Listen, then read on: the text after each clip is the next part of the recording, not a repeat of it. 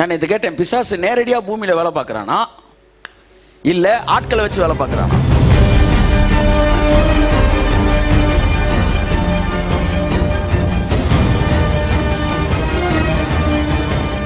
அப்ப பிசாசு கூட பூமியில வேலை செய்வதற்கு மனிதர்களை பயன்படுத்துகிறான். அப்படித்தான் தேவனும் தம்முடைய ராஜ்யத்தை பூமியிலே ஸ்தாபிப்பதற்கு மனிதர்களை பயன்படுத்துகிறார்.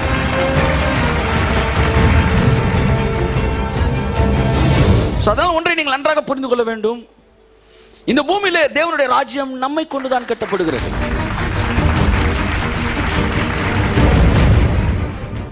ஒருத்தர் என்கிட்ட பேசினார், நீங்களாம் ப்ராஸ்பெரிட்டி ப்ரீச்சர்ஸ் ஆனார். ஆமா, நாங்களாம் ப்ராஸ்பெரிட்டி ப்ரீச்சர்ஸ்னா அப்ப நீங்களாம் பாவர்ட்டி ப்ரீச்சர்ஸான்னு கேட்டேன். நாங்க ஐஸ்வர்யத்தை பேசுறோம், நீங்க தரித்திர பிரசங்கிகளான்னு கேட்டேன்.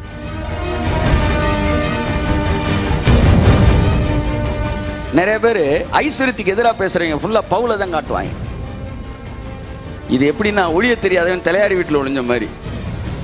நீ பவுல்கிட்ட சிக்கனன்னு வச்சுக்க, பையில இருக்கிறத எடுக்காம விடவே மாட்டாரு. நீ என்கிட்ட வந்தா கூட தப்பிச்சிடலாம், பவுல்கிட்ட போனா நீ தப்பிக்கவே முடியாது.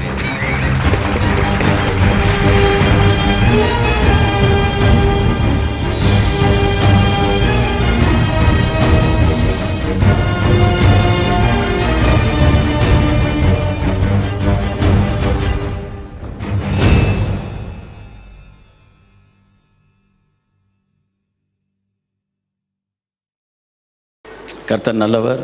ஸோ இந்த காலை வேளையில் நல்லா வாமப்பாக இருக்கிறீங்க. கடவுளோட மகிமை இங்கே இருக்குது, தேவ பிரசன்னம் இருக்குது, அநேகருக்குள்ள அற்புதங்கள் நடந்து கொண்டு இருக்கிறது, அநேகருக்குள்ளே தேவனுடைய வல்லமை கிரியை செய்து கொண்டு இருக்கிறது. நல்ல பிதாவே, இந்த ஆராதனையின் காலை வேளையிலே உமக்கு நான் நன்றி சொல்லுகிறேன்.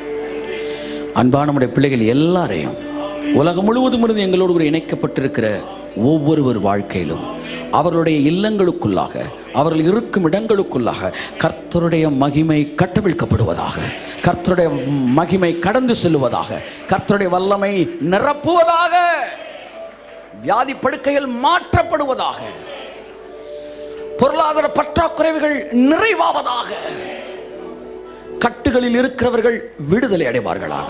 இயேசு கிறிஸ்துவின் தெளிக்கிறோம், இயேசு கிறிஸ்துவின் நாமத்தில் பிதாவே, ஆமென், ஆமென். Praise God. I'm so happy. நான் கடவுளுடைய சமூகத்தில் சந்தோஷமா இருக்கிறேன். கர்த்தர் நல்லவராக இருக்கிறார். ஒரு சில அறிவிப்புகளை உங்களுக்கு அறிவிக்க நான் விரும்புகிறேன். ஞாயிற்றுக்கிழமை ஆராதனை 8 மணிக்கு ஆரம்பமாகிறது, 10:30 முடிய வேண்டியது. நீங்கள் 8 மணிக்கு வராதபடினால் 10 மணிக்கு அது முடிவடைவதில்லை. ப்ரேயர் வாரியர்ஸ், ப்ரேயர் இன்டர்செசருக்கு திங்கட்கிழமை காலை 11 மணிக்கு நடைபெறுகிறது. பைலிங்குவல் சர்வீஸ் 11:30க்கு ஸ்டார்ட் பண்ணி 12:30க்கு முடிவடைகிறது. ஸோ நீங்கள் அதற்காக அநேகர் வெளியிலிருந்து கலந்து கொள்கிறார்கள். இஃப் யூ வாண்ட் டு, அங்கே வேறு சப்ஜெக்ட் பேசப்படுது, ரெண்டுமே ஒரே சப்ஜெக்ட் கிடையாது. The power of your word, the word of your mouth என்று நாங்கள் பேசிக்கிட்டு இருக்கிறோம். 4 வாரமாக God created the universe through His word. Likewise, you have to create your own world through your own word. உங்கள் வாயின் வார்த்தையினால் நீங்கள் உங்கள் உலகத்தை சிருஷ்டிக்க வேண்டும் என்று பேசிக்கொண்டு வருகிறோம். பரலோகத்தில் நுழையிறதுக்கு இயேசு என்கிற வார்த்தை தான் நமக்கு வழி. அப்படி தான் பூமிக்குள்ளே நுழையிறதுக்கு நம்ம வார்த்தை தான் பிதாவுக்கு வழி. ஸோ நீங்கள் அங்கே போகிறதுக்கு வார்த்தை தான், அவர் இங்கே உங்கள் குடும்பத்தில் வல்லமையை கட்டவிழ்க்கிறதுக்கும் வார்த்தை தான் வழி. நீங்கள் வாயை திறக்காத வரைக்கும் அவருக்கு வழியே இல்லை. நீங்கள் வாயை திறந்தால் அந்த ரூட்டில் உள்ளே எல்லாத்தையும் பண்ணிடுவார். Amen. So word is the gateway. 2 பேருக்குமே, அவருக்கு அதுதான் கேட்வே, அவர் வல்லமை உள்ளே வர்றதுக்கு, உங்களுக்கு அதுதான் கேட்வே, நீங்கள் அங்கே போகிறதுக்கு என்று ஒவ்வொரு வாரமும் வார்த்தையின் வல்லமையை பற்றி பார்த்து கொண்டு வருகிறோம். If you want to join in second service, you can join. கர்த்தர் உங்களை ஆசீர்வதிப்பார். அப்புறம் ஸ்ரீலங்கா பைபிள் காலேஜ், அதை பற்றி போன வாரத்துக்கு முந்தின வாரம் அறிவித்திருந்தோம். ஏறக்குறைய 8 பேரில் 6 பேர் பேர் கொடுத்துருக்கிறார்கள். கரங்களை திட்டி கர்த்தர் நன்றி சொல்லுவோம். Price God. ஸோ 6 பேர் ஜாயின் பண்ணியிருக்கிறாங்க. இன்னும் 2 பேர் ஜாயின் பண்ணால் தே ஆர் த என்ன சொல்ல ஸ்ரீலங்கன் பைபிள் காலேஜோட அவங்க தான் பயனியர்ஸ் அந்த ஐ பிளஸ் தீஸ் 8 numbers அந்த God's great mission in Sri Lanka. 8 பேரை கொண்டு ஒரு வேதாகம கல்லூரி ஸ்ரீலங்காவில் ஆரம்பிக்கப்படுகிறது. பட் அந்த ஆரிஜின் அந்த 8 numbers really they are blessed. Thank you sister, thank you brother, God bless you also. So இந்த கிரேட் மிஷன் வந்து அங்கே ஸ்டார்ட் பண்ண போகிறோம். கர்த்தர் நல்லவர். இது எவ்வளவு தூரம் போயிட்டே இருக்குதோ இந்த பைபிள் காலேஜ், அதில் ஸ்டூடெண்ட்ஸ், அப்புறம் அதுக்கப்புறம் அந்த ஸ்டூடெண்ட்ஸ் மூலம் பிரான்ச் சர்ச்சஸ், எது எதுதான் போகுதோ அது எல்லாத்துக்கும் இவங்க காரணமாகிறார்கள். ஸோ எல்லாரும் இந்த ஒரு ப்ராஜெக்ட் ஜாயின் பண்ண சொல்ல மாட்டேன். ஒவ்வொருத்தரும் அவங்கவுங்களுக்கு பாரமாக இருக்க ஒரு ப்ராஜெக்டில் ஜாயின் பண்ணுறாங்க. ஆமேன். டிவியில் ஆசீர்வதிக்கப்பட்டவர் மேகசினுக்கு வந்து சப்போர்ட் பண்ண மாட்டார். டிவி இல்லை, நான் ஆசீர்வதிக்கப்பட்டிருக்கேன், டிவி மீடியா தான் அப்படின்னு கனெக்ட் ஆவாங்க. ஸோ எப்படியோ அவர்கள் மூலமாக தேவனுடைய ராஜ்யம் பூமிக்குள்ளே பரவுகிறது. நான் இது கேட்டேன், பிசாசு நேரடியாக பூமியில் வேலை பார்க்குறானா இல்லை ஆட்களை வச்சு வேலை பார்க்குறானா? சினிமா பிசாசு சினிமாவில் நிறைய வேலை பார்க்குறான் பிரதர், சினிமா மூலமாக பிசாசு கிரியை செய்கிறான் பிரதர்னா, பிசாசா வந்து சினிமாவில் நடிக்கிறான்? நடிகர்கள் மூலமாகத்தானே நீங்க சொல்றீங்க. அப்ப பிசாசு கூட பூமியில வேலை செய்வதற்கு மனிதர்களை பயன்படுத்துகிறான். அப்படித்தான் தேவனும் தம்முடைய ராஜ்யத்தை பூமியிலே ஸ்தாபிப்பதற்கு மனிதர்களை பயன்படுத்துகிறார் என்கிற அடிப்படை அறிவே இல்லாமல், ஆமா, ஆஃபரிங்கை பத்தி பேசும்போது கிரிட்டிசைஸ் பண்ணா எந்த லிஸ்ட்ல தான் சேர்க்கிறது இல்லை, அதுவும் புரியல எனக்கு. பிசாசு வந்து மனிதர்கள் மூலமா தான் உலகத்துல பாவத்தை பருப்புறான்றது ஒத்துக்கிற. அப்ப தேவனும் தன்னுடைய ராஜ்யத்தை யார் மூலமா தான் கட்டுவாரு? நம் மூலமாகத்தான், நம்மை கொண்டுதான். அர்மகதான் யுத்தத்தில் ஏசுனார் கூட இருக்க போறது ஏஞ்சல்ஸ் கிடையாது, நம்ம தான். அதனால் ஒன்றை நீங்கள் நன்றாக புரிந்து கொள்ள வேண்டும், இந்த பூமியிலே தேவனுடைய ராஜ்யம் நம்மை கொண்டுதான் கட்டப்படுகிறது. ஆமென், ஆமென். ஆகவே நம்முடைய கரங்களை தேவனுடைய ராஜ்யத்தோடு இணைக்கப்பட வேண்டும் என்று சொல்லியிருக்கிறேன். ஸ்ரீலங்காவில் 4 இடத்துல பைபிள் காலேஜ் பிளான் பண்ணியிருக்கிறோம். கொழும்புல, ஹட்டனில், ஜஃப்னால, வவுனியாவில். இந்த ஜஃப்னாலையும் வவுனியாலையும் கன்ஃபார்ம் ஆயிடுச்சு. இனி கொழும்புலையும் ஹட்டனில் மட்டும் எனக்கு கன்ஃபார்ம் ஆகலை. வெரி சூன் வந்து ஃபைனல் டிஸ்கஷன் வந்து உட்காரல, மற்றபடி எல்லாம் முடிஞ்சிருச்சு. ஸோ 4 ஏரியாவில் நடக்கும் என்று நான் நம்புகிறேன். இன்னொரு பக்கம் ஒரு பைபிள் காலேஜ் இன்னொரு கண்ட்ரியில் ஓப்பன் பண்ணுறதுக்கு மைல்டாக அப்படி ஒரு டோர் ஓப்பன் ஆகுது சிங்கப்பூரில். ஆமாம்,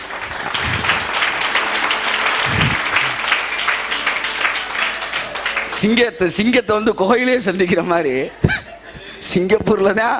ஆமாம், சிங்கங்கள் உலாவுகிற அந்த ஆரிஜின் ஆஃப் கிரேஸ்ன்றாங்க. கொள்ளை இருக்கிற தெருவில் போய் ஊசி வித்த கதை. எனிவே, தேவன் நம்மை okay very soon I think அடுத்த முறை உங்களை சந்திக்கும் போது திரும்ப இதே ஸ்டைலெலாம் அறிவிப்புலாம் கொடுக்க மாட்டேன், பயப்படாதீங்க. I hope that I don't have any intention of calling the people to join with the Singapore ministry. இதில் வந்து ஒரு கைடன்ஸ் இருந்துச்சு, நான் பேசிட்டேன், அவ்வளோதான். அடுத்த கண்ட்ரி மினிஸ்ட்ரி தேவன் வேறு ஸ்டைலில் பண்ணிடுவார். ஆமென், ஹல்லேலூயா, ஆமென். God is irrespective of methods. மெத்தடில் கிடையவே கிடையாது. ஆமாம், பர்சன் தான். ஆமென். என் ஒய்ஃப் கேட்டுச்சு, அப்போ சிங்கப்பூருக்கு வேறு அறிவிக்க போகிறீங்களா? 27 வருஷம் ஊழியம் பண்ணியிருக்கேம்மா, அமைதியாரு. நம்ம மெத்தடை ஃபாலோ பண்ணல. நம்ம வந்து we are not methodist. மெத்தடை ஃபாலோ பண்ண நம்ம வந்து தேவனை ஃபாலோ பண்ணுறோம். ஆமாம், காற்றானது தனக்கு இஷ்டமான இடத்தில் வீசும். ஆமாம், இங்கே 8 பேர் இருக்காங்க, ஒரே ஆளை கூட முடியல. Who knows it? கையை தட்டிங்க.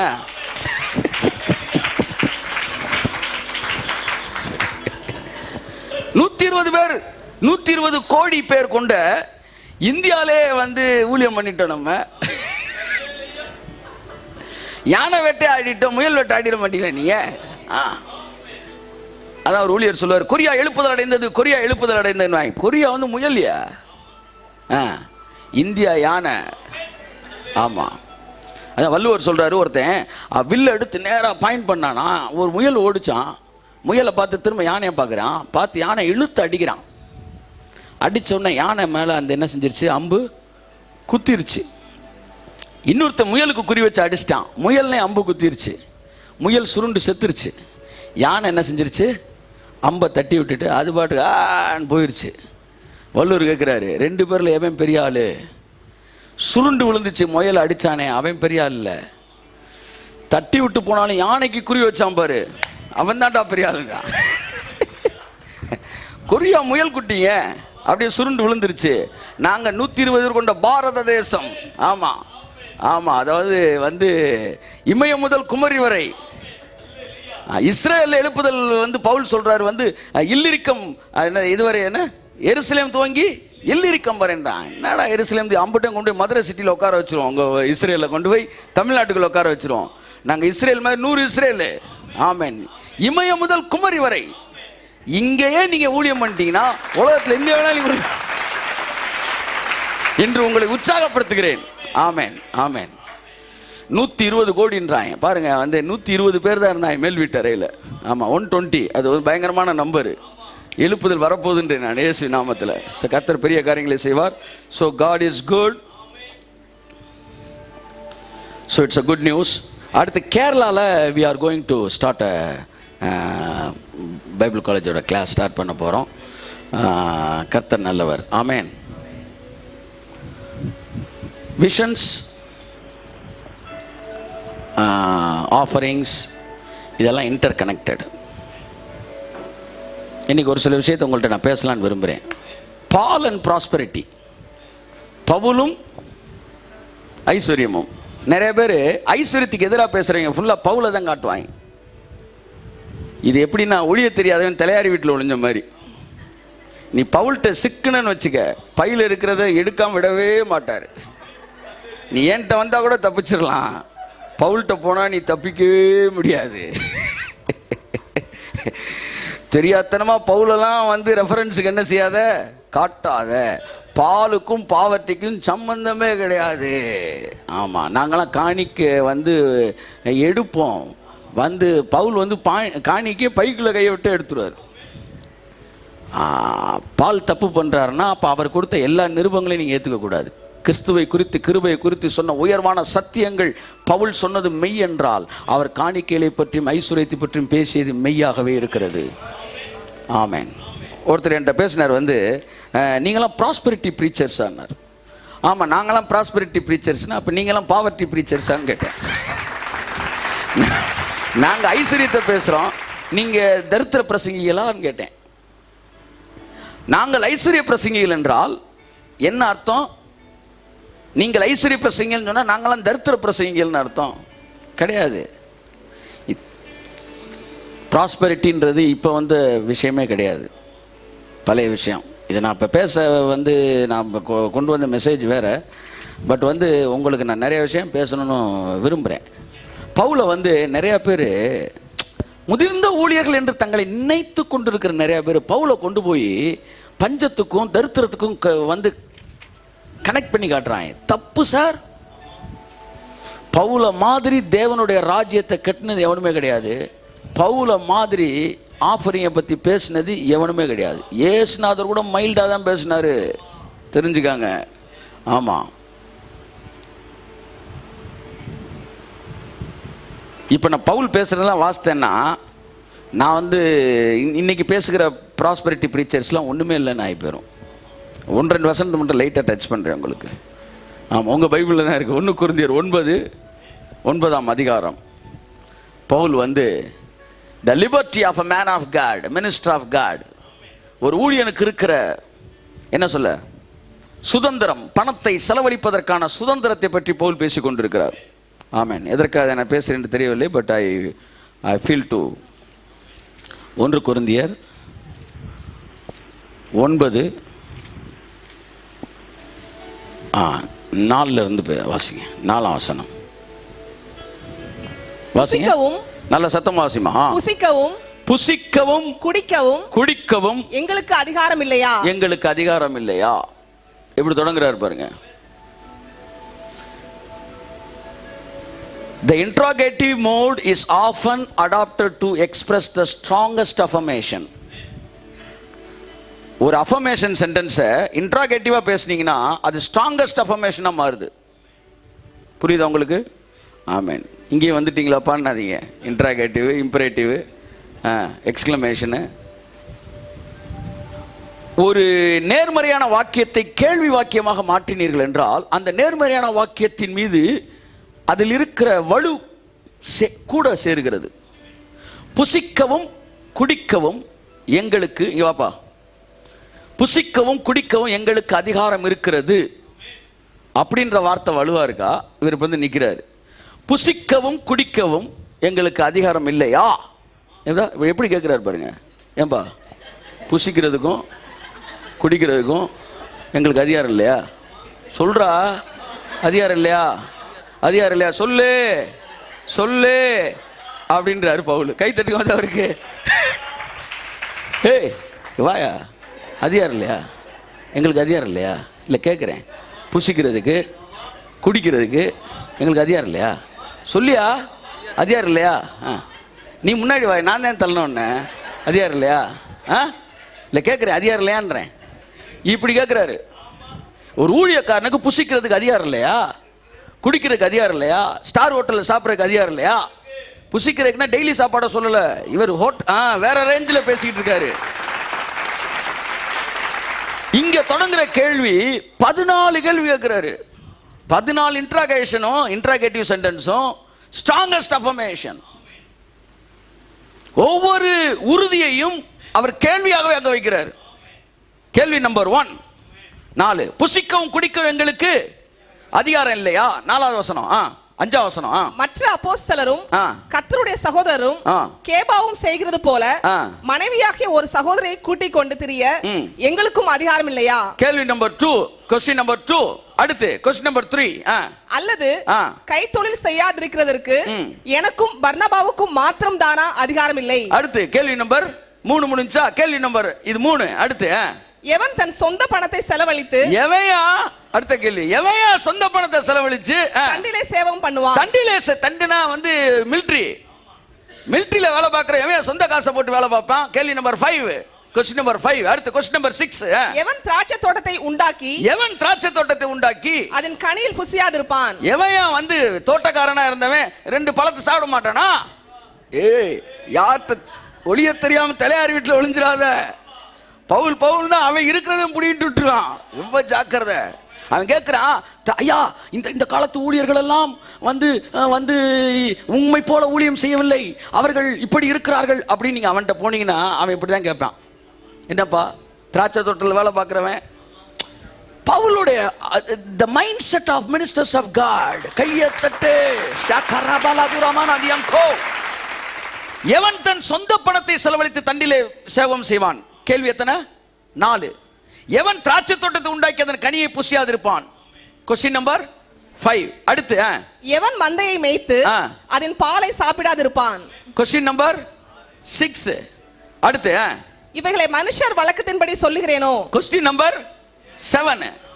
அவன்கிட்ட கேட்கிறான், சார் இதெல்லாம் உலக பிரகாரமான காரியங்கள், இதை கொண்டு போய் நீங்கள் அங்கே சேர்க்க கூடாது அப்படின்னா, ஓ அப்ப நான் இதெல்லாம் வந்து மனுஷர் பிரகாரம் சொல்றேனா? ஓகேடா, வேர்ட் ஆஃப் காடுக்கு வரியா, உட்கார்ப்பா அப்படின்றான். கையை தட்டு, உட்கார், சேர போடு, ஒரு டீ சொல்லு, பைபிளை திரடான். இவைகளை மனுஷர் பிரகாரமாய் சொல்லுகிறேனா? அடுத்து நியாயப்பிரமாணமும் இவைகளை சொல்லுகிறது இல்லையா? யார்கிட்ட? பவுல் கிட்ட போய் பைபிள் சொல்லுதா அப்படின்னு கேட்கவே கூடாது. ஆமா, அவனே பாதி பைபிள். புதிய ஏற்பாட்டில் அவன் இல்லைன்னா பாதி பைபிளே காணோம். நியாயப்பிரமாணம் இவைகளை சொல்லுகிறது இல்லையா? எத்தனாவது கேள்வி? 9வது கேள்வி. ரைட்டா இல்லையா? இங்க பாருங்க, புசிக்கும் குடிக்க அதிகாரம் இல்லையா? 1. ஒரு சகோதரியை கூட்டிக் கொண்டு திரிய எங்களுக்கு அதிகாரம் இல்லையா? 2. கைத்தொழில் செய்ய எங்களுக்கு பர்னபாவுக்கு மட்டும் அதிகாரம் இல்லை? 3. எவன் சொந்த பணத்தை செலவழித்து தண்டிலே செய்வான்? 4. எவன் திராட்சை தோட்டத்தை உண்டாக்கி கனியை புசியாதிருப்பான்? 5. எவன் மந்தையை மேய்த்து அதன் பாலை சாப்பிடாதிருப்பான்? 6. மனுஷர் வழக்கத்தின்படி சொல்லுகிறேனா? 7. நியாயப்பிரமாணம் சொல்லவில்லையா? 8. போரடிக்கிற மாட்டை வாய்க்கட்டாக என்று மோசேயின் பிரமாணத்தில் எழுதி இருக்கிறதே, தேவன் மாடுகளுக்காகத்தான் எழுதினாரோ? 9. ஆமா, மாடெல்லாம் வந்து அப்படியே பார்த்துட்டு, நியாயப்பிரமாணத்தில் இப்படி இருக்கு, நேர எஜமான அவர்களே மாட்டுக்கா எழுதினாரு? நமக்கு தான் எழுதினாரு. கையை தட்டு. 9. அடுத்து நமக்காகத்தான் இதை சொல்லுகிறாரோ? எழுதி இருக்கிறதே என்றான் பாருங்க. எழுதி இருக்கிறதே. பைபிள் வந்து மனுஷங்களாம் எழுதினது என்று சொல்லுவதில் எனக்கு பெரிய அளவில் உடன்பாடு கிடையாது. காரணம், இயேசு எழுதியிருக்கிறது என்று பயன்படுத்தி இருக்கிறார், பவுலும் எழுதியிருக்கிறது என்று பயன்படுத்தி இருக்கிறார். வார்த்தைகள் தேவனுடைய ஆவியினால் எழுதப்பட்டது. நம்முடைய அடிப்படை விசுவாசம் இது தேவனால் எழுதப்பட்டது என்பது. இதை தூக்கிட்டா அப்புறம் நீங்க எதையுமே ரெஃபரன்ஸ் காட்ட முடியாது, இஷ்டத்துக்கு பேசிக்கலாம். ஜட்ஜே தான். ஆமென். எழுதி இருக்கிறதே. என் தேவன் மாடுகளுக்காய் கவலையா இருக்கிறாரா? 9. நமக்காகத்தான் இதை சொல்லுகிறாரோ? ஒருவேளை நமக்கு தான் சொல்றாரோ? 10. இதெல்லாம் வந்து அதாவது வினாக்கல்லே சொன்னேன்ல, வந்து அரி வினா, அரியா வினா, ஐய வினா, குழல் வினா, கொடை வினா, ஏவல் வினா, இந்த மாதிரி இதெல்லாம் வந்து லந்து வினா. ஆமா, இது 12வது. இது நமக்கு தான் சொல்லியிருக்காரோ? என்னப்பா சொல்ற? பவுல மட்டும் தொடாத. ஒருத்தர் வாழ்க்கை ஃபுல்லாக வழிப்பறி பண்ணியிருக்கான் ஒருத்தன். அந்த ஊருக்குள்ள அவனுக்கு பேர் ரொம்ப கெட்ட பேர் ஆகி போச்சு.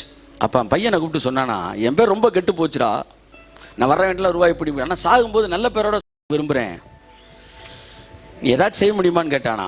அவன் சொன்ன, ஒன்றும் கவலைப்படாதீங்கப்பா, உங்கள் பேரை நல்ல பேர் ஆகிறேன்னு சொல்லி இவன் போய் வழிப்பறி பண்ணிக்கும் போது அவங்க அப்பா வேறு ரூபாய் பிடின்னு தான் விடுவாரான். இவன் ட்ரெஸ்ஸையும் பிடிக்கிட்டு விட்டுருவானான். அம்பிட்டு போயிடும், ட்ரெஸ் எல்லாம் விடுவான். அப்போ சொல்லுவாங்களா, அவங்க அப்பனாச்சும் பரவாயில்லையா, நல்ல மனுஷன், நம்மளை ட்ரெஸ்ஸோட விட்டாயா, நீ பவுல்கிட்ட போனன்னு வச்சுக்க, ஜஸ்டின் எவ்வளவோ பரவாயில்லையான்ட்டு, சாம்பி சொல்லுற எவ்வளோ பரவாயில்லையா, ஆரிஸ் எவ்வளோ பரவாயில்லையான்ட்டு பேரு, ஏஞ்சல் டி எவ்வளோ பரவாயில்லையான்ட்டு பேரு, இவன் ரொம்ப மோசமான ஆளு, ஒளிய தெரியாதவன் தலையாரி வீட்டில் ஒளிஞ்ச மாதிரி. தலையாரின்னா தெரியும்ல, அவன் தான் ஊரில் நாட்டாம, அவன் வீட்டிலே போய் ஒளி. நீ பாட்டுக்க பவுல் பவுல்னா பவுல் உட்கார வச்சு இருக்கிற 50 ரூபாயும் பிடிட்டு விட்டுருவாப்ல. இன்னைக்கு சொல்றேன் எல்லா பிரீச்சர்ஸ்க்கும், ஒரு நாளும் பவுலை மட்டும் தரித்திரத்துக்கும் வறுமைக்கும் கனெக்ட் பண்ணி பேசாதீங்க. அவனை மாதிரி ஊழியக்காரனோட அதிகாரத்தை பேசினது எவனுமே கிடையாது. ஆமென். அடுத்து 10 கேள்வியில நிப்பாட்டிக்கிட்டு இருக்கிறோம். நமக்காகத்தான் இதை சொல்லுகிறாரோ? அடுத்து, உழுகிறவன் நம்பிக்கையோட உழவும், போரடிக்கிறவன் தான் நம்புகிறதில் பங்கடைவேன் என்கிற நம்பிக்கையோட போரடிக்கவும் வேண்டியதே. ஆகையால் அது நமக்காகவே எழுதியிருக்கிறது, நமக்காகவே எழுதப்பட்டிருக்கிறது. பாருங்க, இந்த பதில் வச்சுக்கிட்டே கேள்வி கேட்டிருக்காரு. அடுத்து, நாங்கள் உங்களுக்கு ஞான நன்மைகளை விதைத்திருக்க உங்கள் சரீர நன்மைகளை அறுத்தால் அது பெரிய காரியமா?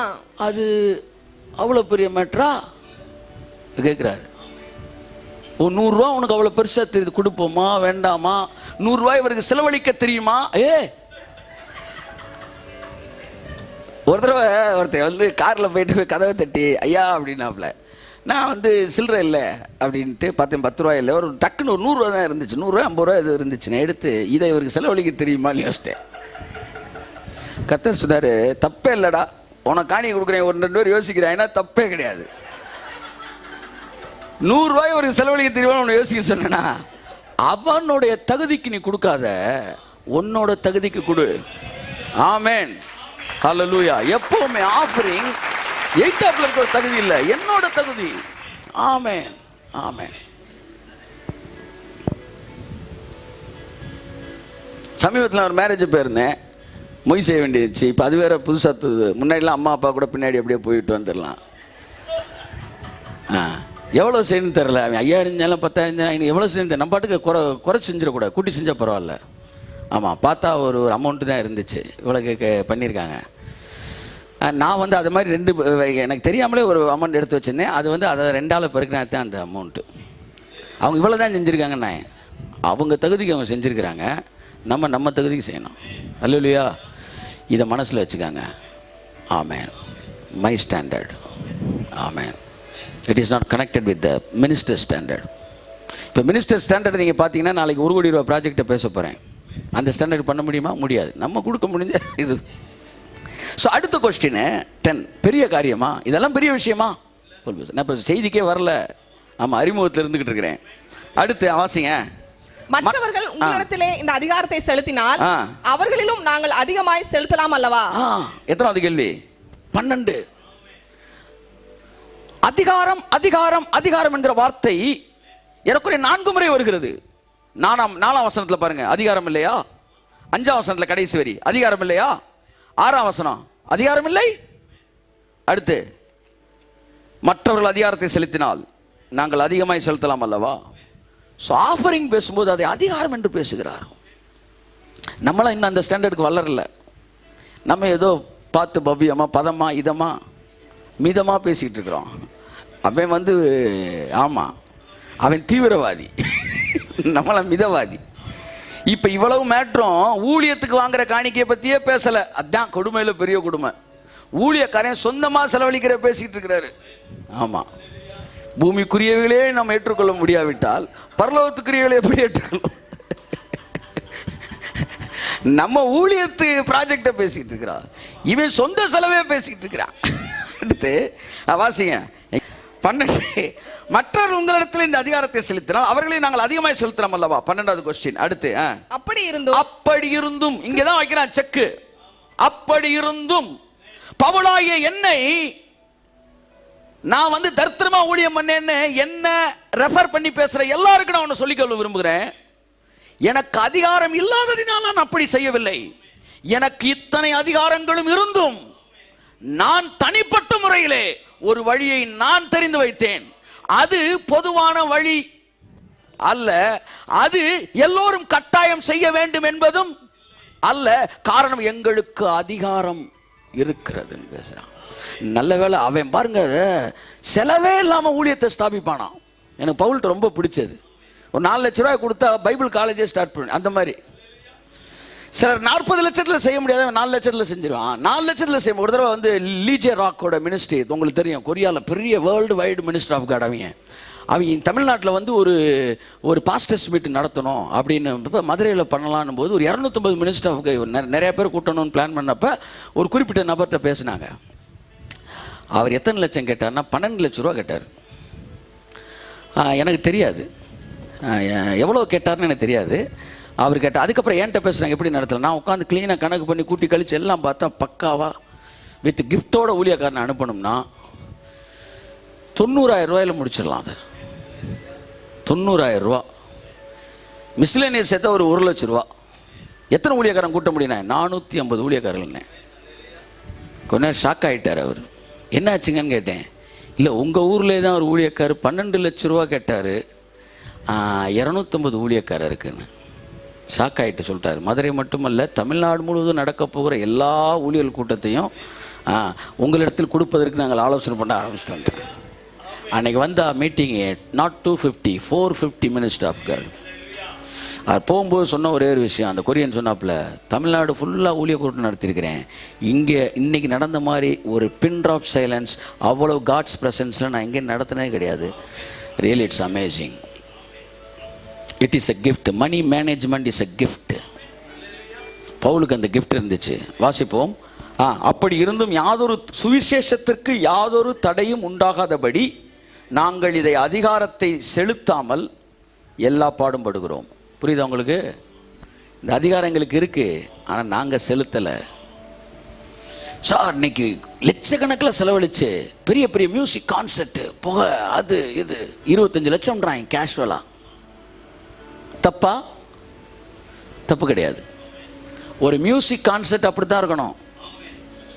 ஆனால் அந்த 25 லட்சத்தை செலவழித்து நான் போய் அங்கே செய்தி கொடுக்குறதுக்கு நிற்க வேண்டிய அவசியம் கிடையாது. எனக்கு 2.5 லட்ச ரூபா கொடுத்தீங்கன்னா நான் போய் சிங்கிள். அதான் நான் இப்போ வந்து இடையில வேற ஒரு நாட்டுக்கு போய் ப்ரீச் பண்ண போயிருந்தப்ப நான் யோசித்தேன், ஆண்டவரே என்னை வந்து நீங்கள் ஒரு ஒர்ஷிப் லீடராக கூப்பிட்டுருந்தா இந்நேரம் பக்கத்தில் ஒரு கீபோர்டுக்காரனை கூட்டிகிட்டு வரணும், கிட்டாரிஸ்ட்டை கூப்பிட்டு வரணும், பேஸ் கிட்டாரிஸ்ட்டு, லீடு, ரிதம்மு, பேடு, அம்புட்டு பேருக்கு டிக்கெட்டை போடு, அம்புட்டு பேரையும் கூட்டிகிட்டு போ, அங்கே போய் சவுண்ட் சிஸ்டம் ஏகப்படும். இப்போ ஒன்றுமே இல்லை, ஆண்டவர் என்ன ப்ரீச்சராக கூப்பிட்ருக்கீங்க. I myself alone with the word of God. ஒரே ஒரு பைபிளை தூக்கிட்டு சிங்கிளாக போயிடுவேன் நான். அங்கே போய் ரிவைவலை பண்ணிட்டு வந்துடலாம். ஆமாம், நம்மளாம் வந்து எப்படின்னா வந்து ரொம்ப ஸ்ட்ராங்கானவங்க, ரொம்ப வந்து உப்பு மாதிரி, ரொம்ப நீங்கள் வந்து ரொம்ப சீப்பான ஆள் வந்து ரேட்டு, ஆனால் ரொம்ப குழம்புல முக்கியமான ஆள் நீங்கள் பவர்ஃபுல். அந்த மாதிரி வி நீட் நாட் பி வந்து. அப்போ அவங்க அவ்வளோ செலவழிக்கிறாங்கன்னா ஒரு கான்செப்ட் அப்படி தான் இருக்கணும். அதை நீங்கள் அதிகபட்ச செலவுன்னு சொல்லக்கூடாது. ஆனால் அதையே நானும் செய்கிறேன்னு வேற ஒருத்தங்க நம்மளை நடத்தியிருக்கோம். அதெல்லாம் இப்போ நாளைக்கு நம்ம ஒரு மியூசிக் ஒரு கான்செர்ட் ஒன்று போட்டோம்னா அப்படி தான் நடத்தணும். புரிந்து கொள்ளுங்கள், எதையும் நம்ம ஜட்ஜ் பண்ணக்கூடாது. நம்மளுடைய வேலையை எவ்வளவு சிம்பிளாக பண்ணணும் என்றதை நம்மாக தெரிந்து கொள்ளுகிறோம். கடைசி 13வது கேள்வி, ஆசாரிய ஊழியம் செய்கிறவர்கள் தேவாலயத்துக்குரியவர்களை புசிக்கிறார்கள் என்றும் பலிபிடத்தை அடுத்து பணிவிடை செய்கிறவர்களுக்கு பலிபிடத்துள்ளவர்களுக்கு பங்கு உண்டு என்றும் அறியீர்களா? 13வது கேள்வி. பங்கு உண்டு. அல்லேலூயா சொல்லுங்க. ஆமென். சரி, பழைய ஏற்பாடு விட அந்த வரேன் அடுத்த வசனம் அப்படின்றாப்புல. அந்தபடியே சுவிசேஷத்தை, சுவிசேஷனாலே புதிய ஏற்பாடு தான், அறிவிக்கிறவர்களுக்கு சுவிசேஷத்தினாலே பிழைப்பு உண்டாக வேண்டும் என்று கர்த்தர் கட்டளை இட்டு இருக்கிறார். 18வது வசனம், ஆதலால் எனக்கு பலன் என்ன, நான் சுவிசேஷத்தை பிரசங்கிக்கையில் அதை பற்றி எனக்கு உண்டாயிருக்கிற அதிகாரத்தை முற்றிலும் செலுத்தாமல் கிறிஸ்துவின் சுவிசேஷத்தை செலவில்லாமல் ஸ்தாபிப்பது எனக்கு பலன். கைத்தட்டுங்க அவருக்கு. ஹல்லேலூயா, ஹல்லேலூயா. பால் தனக்கு இருந்த எந்த அதிகாரத்தையும் அவன் பயன்படுத்தவில்லை. That is sign of simplicity. Amen. நான் கூட பாருங்க, எதையுமே தேவையில்லாத பொருட்செலவை கட் பண்ண விரும்புகிறேன் நான். ஆனால் அதே மாதிரி எல்லாரும் செய்யணும்னு நான் சொல்ல மாட்டேன். ஒரு கான்செப்ட்னு எடுத்துக்கிட்டிங்கன்னா 20 லட்சம் செலவழிச்சா நான் அதை தப்புன்னு சொல்ல மாட்டேன். நான் 2 லட்சத்தில் வேலையை முடிக்கிறவனா இருந்தாலும் அது அப்படி தான் இருக்கணும். ஒரு சினிமா மாதிரி தான் இருக்கணும். ஒரு கான்செப்ட் மாதிரி தான் இருக்கணும். ஒரு ப்ரீச்சிங் மாதிரி தான் இருக்கணும். ப்ரீச்சிங் அது அந்த ஸ்டைலில் தான் இருக்கணும். அது அப்படி தான் இருக்கணும். அது மற்ற என்ன விமர்சித்தாலும் அதை பற்றி நான் கவலைப்படவே மாட்டேன். ஆமாம், அது அப்படி தான் இருக்கணும். ஹல்லேலூயா, ஆமென். என் அன்புக்குரியவர்களே, ஸோ பவுல் இந்த இடத்துல என்ன சொல்கிறாருன்னா, 14 கேள்வி 18 வசனத்தை சேர்த்தா 13 கேள்வி, 18 சேர்த்தா 14 கேள்வி, ஃபஸ்ட்டு வசனத்தில் 2 கேள்வி, 16 கேள்வி. உள்ளே நுழைஞ்சிங்கன்னா கேள்வி கேட்டே உங்களை கொன்றுவார். தயவு செய்து பவுலை தரித்திரத்தோடு கனெக்ட் பண்ணி பேசாதீங்க. பவுலை மாதிரி ஒரு லிபர்ட்டிக்கு இன்னும் நான் வரல. ஆமாம், பவுல் என்ன சொல்கிறாருன்னா, நீங்கள் சொன்னால் ஏற்றுக்க மாட்டீங்க அப்படி சொல்கிறாரு. திராட்சை தோட்டத்தில் 4 கொத்து பழத்தை எடுத்து நீ சாப்பிட்றா அப்படின்றாரு. நாங்களாம் உண்டியல் எண்ணிக்கிட்டு இருக்கிறோம்னு வச்சுக்கோமே, 10 உண்டியலை 10 பேர் எண்ணிக்கிட்டு இருக்கிறாங்க. ஒரு 2 மணி நேரமானா 10 பேருக்கு டீ வாங்கி கொடுக்கணும்னா நான் என்ன செய்வேன்னா அதுலேருந்து காசு டீ வாங்கிடுவேன். அது அதுக்கு இது இதுக்கு ஒரு தடவை இப்படி தான் இந்த ஒரு வருஷம் தமிழன் டிவிக்கு கனெக்ட் பண்ணால் எல்லாருமே சேர்ந்துட்டாங்க. தமிழன் டிவி கொடுக்குறதுக்கெல்லாம் ரெடி ஆயிடுச்சு. ஆனால் தமிழன் டிவிக்கு வேலை பார்க்குற ஒரு 4 பேர் வருஷம் வேலை பார்க்குற, இவனுக்கு சம்பளம் எங்கேருந்து கொடுக்க நகைச்சி. அதான் இது ஒரு புது செலவாக இருக்குது. அதை கனெக்ட் பண்ணலை. நம்ம அப்படியே யோசிக்கிறோம். ஆனால் பவுல் ப்ராடாக இருக்கிறான்.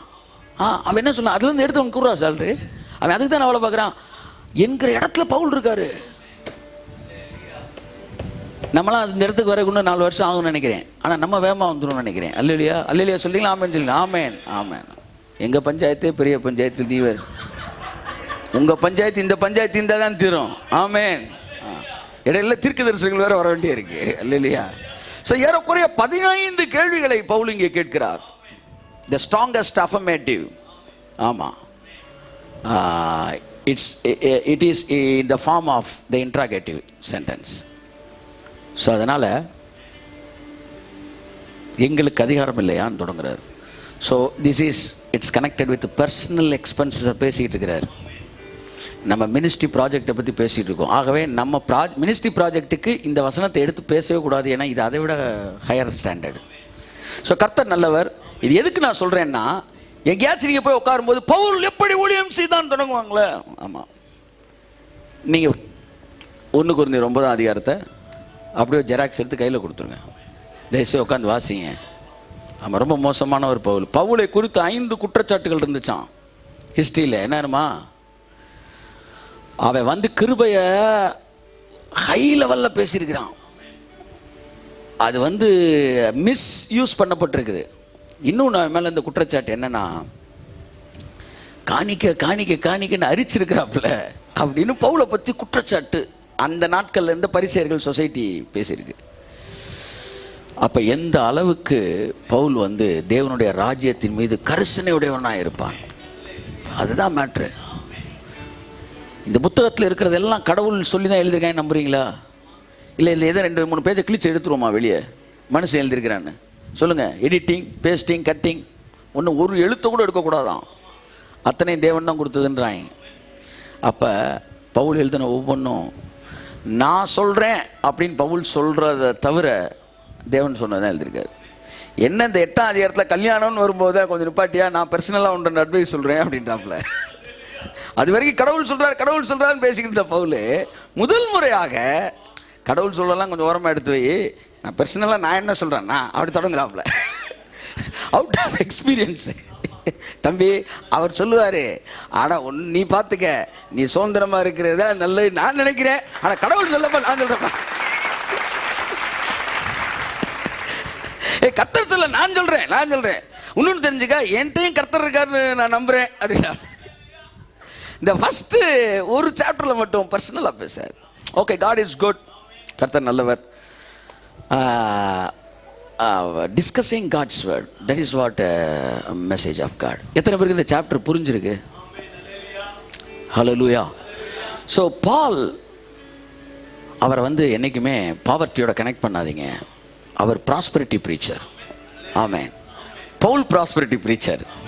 யோவான் உன் ஆத்மா வாழ்கிறது போல எல்லாவற்றிலும் வாழ்ந்து. யோவான் prosperity preacher.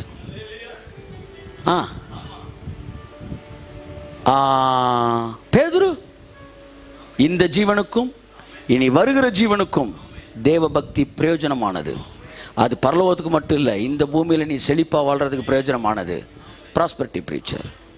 Yakobu prosperity preacher. Pethuru, Yakobu, யோவான், இவங்க தான் தூண்கள். 3 பேருமே ப்ராஸ்பரிட்டி பேசியிருக்கிறாங்க. பவுல் ப்ராஸ்பரிட்டி பேசியிருக்கிறார். இயேசுநாதர் அவரும் ப்ராஸ்பரிட்டி ப்ரீச்சர். இதெல்லாம் பற்றி புதன்கிழமை நான் எடுக்க போகிறேன். இதை படித்தோன்னே யார் பைபிளில் எல்லா ப்ரீச்சர்ஸும் ப்ராஸ்பரிட்டி தான் பேசியிருக்கிறாங்க. கைத்தட்டுங்க ஒருத்தர் அவருக்கு. கர்த்தர் நல்லவர். தினமும் ஒரு தியானம். ஃபேஸ்புக்கில் சகோதரர் டி. ஜஸ்டின் அவர்களின் வீடியோவை தினமும் பார்க்க ஜஸ்டின் இந்தியா பேஜை லைக் கொடுக்கவும். 30 நாட்கள் 30 தியானங்கள். சகோதரர் டி. ஜஸ்டின் அவர்களின் ஜென்டில் வாய்ஸ் தமிழ் மாத பத்திரிகை பெற உங்கள் முகவரியை 87 60 60 90 90 மற்றும் 87 60 60 90 20 என்ற எண்களுக்கு SMS செய்யவும். எங்களது முகவரி கர்த்தரின் சேனை சர்வதேச ஊழியங்கள், H37, TNHB காலனி, செக்டார் 1 மற்றும் 2, டெலிபோன் எக்ஸ்சேஞ்ச் அருகில், ஆனையூர், மதுரை 17. எங்களுடைய தொலைபேசி எண்கள் 87 60 60 90 20, 87 60 60 90 30, 87 60 60 2000 மற்றும் 87 60 60 3000.